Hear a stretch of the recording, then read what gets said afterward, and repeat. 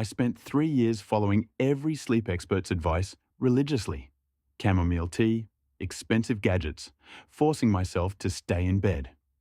Nothing worked. Then I realized the advice itself was the problem. Everything I thought I knew about good sleep was actually keeping me awake.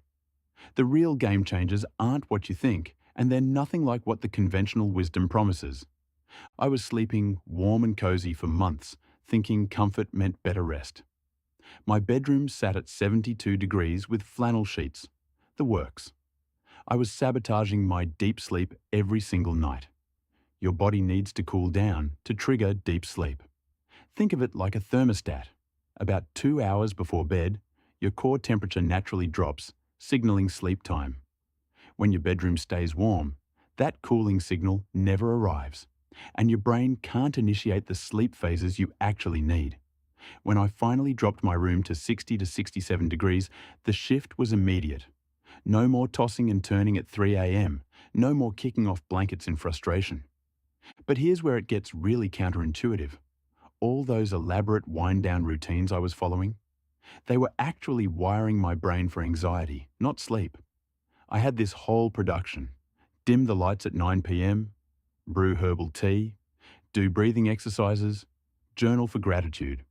It took an hour every night, and I felt like I was performing sleep theatre instead of actually getting tired. The problem with complex routines is they turn bedtime into a high-stakes performance where every step has to go perfectly. Miss one element and your brain starts problem-solving instead of shutting down. What actually works is stupidly simple. Same time every night, no screens for 30 minutes, that's it. Your brain craves predictability, not perfection. So you've been keeping your bedroom at 72 degrees thinking warmth equals comfort, but you just discovered that's actually sabotaging your deep sleep cycles? Comment your thoughts below. Drop your answer in the comments below.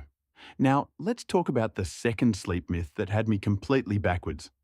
Everyone's obsessing over blocking blue light at night, but I was missing the massive piece of the puzzle happening 12 hours earlier. I'd been treating my circadian rhythm like a switch you flip at bedtime, when it's actually more like a warehouse inventory system that needs to be reset every morning.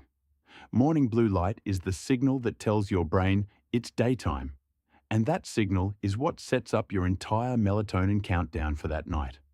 The moment I started getting bright light exposure within 30 minutes of waking up, even just sitting by my kitchen window while drinking coffee, my sleep quality transformed more dramatically than all those expensive blue light blocking glasses combined. Your brain needs that morning light signal to know when to start the melatonin countdown for that night. The hidden timing destroyer that completely blindsided me. My afternoon coffee ritual. I'd been treating my 2 p.m. espresso as harmless, just a little afternoon pick-me-up. Then I learned caffeine's half-life is between 4 and 6 hours. That means up to 6 hours after drinking coffee, half of what you consumed is still in your system. My innocent 2 p.m. coffee was still half strength at 8 p.m. and a quarter strength at midnight when I was trying to fall asleep. No wonder I was lying there feeling tired but wired. My brain was getting mixed signals from residual stimulants I'd forgotten about hours earlier. When I moved my cutoff to 11 a.m., the change was dramatic. I wasn't just falling asleep faster. I was staying asleep and waking up actually refreshed instead of groggy.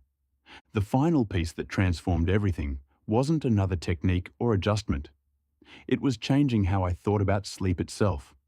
For years, I'd been approaching sleep like passive relaxation, something that happened to me when I got tired enough. I was treating it like the absence of activity instead of recognizing it as the most important recovery period of my entire day. The moment I started treating sleep like active recovery, like training for my brain and body, everything clicked. I began preparing for sleep the same way I'd prepare for a workout, with intention, consistency, and respect for the process. Within 2 weeks, my sleep quality improved by roughly 90%. More importantly, I finally understood that great sleep isn't something you stumble into. It's something you engineer. Subscribe for more counterintuitive productivity truths and watch this one next. It goes even deeper.